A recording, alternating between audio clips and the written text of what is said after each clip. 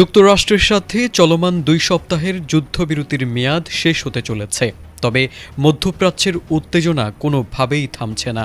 মার্কিন president Donald ট্রাম্পের একের পর এক হুমকির মুখে পাল্টা হুমকি দিয়ে নিজেদের কঠোর অবস্থান জানান দিচ্ছে ইরান। এবার সরাসরি আমেরিকা ও ইসরায়েলকে লক্ষ্য করে কঠোর হুঁশিয়ারি উচ্চারণ করেছেন ইরানের সশস্ত্র বাহিনীর প্রধান আমির হাতামি। রোববার এক বিবৃতিতে আমির হাতামি দেশের স্বাধীনতা, সার্বভৌমত্ব এবং স্থল, আকাশ ও সমুদ্র পথের নিরাপত্তা রক্ষায় আমৃত্যু লড়াই চালিয়ে যাওয়ার অঙ্গীকার ব্যক্ত করেন। তিনি স্পষ্ট করে বলেন, শত্রুর যে কোনো ধরনের আগ্রাসন ও উস্কানি মোকাবেলায় ইরানের সেনাবাহিনী তাদের শেষ রক্তবিন্দু পর্যন্ত লড়াই করতে পুরোপুরি প্রস্তুত রয়েছে।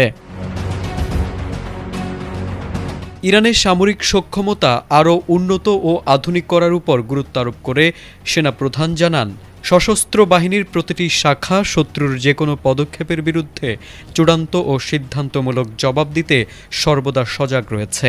তিনি আরও দাবি করেন, ইরানি সেনারা আত্মোৎসর্গের মানসিকতা ও জিহাদি চেতনায় উজ্জীবিত হয়ে নিজেদের পবিত্র দায়িত্ব পালনে অবিচল রয়েছে। দেশের সার্বভৌমত্ব রক্ষায় কোনো ধরনের আপোস করা হবে না উল্লেখ করে সেনাপ্রধান সতর্ক করে বলেন, প্রতিটি সেনার আঙুল এখন অস্ত্রের ট্রিগারে রয়েছে। মাতৃভূমির জন্য জীবন দিতে সেনারা বিন্দুমাত্র দ্বিধা করবে না। মূলত আন্তর্জাতিক চাপ ও আঞ্চলিক অস্থিরতার মধ্যে নিজেদের সামরিক শক্তি ও জাতীয় সংকল্পের জানান দিতেই ইরানের পক্ষ থেকে এই কঠোর বার্তা দেওয়া হয়েছে। তারেক আজিজ, এটিএন বাংলা।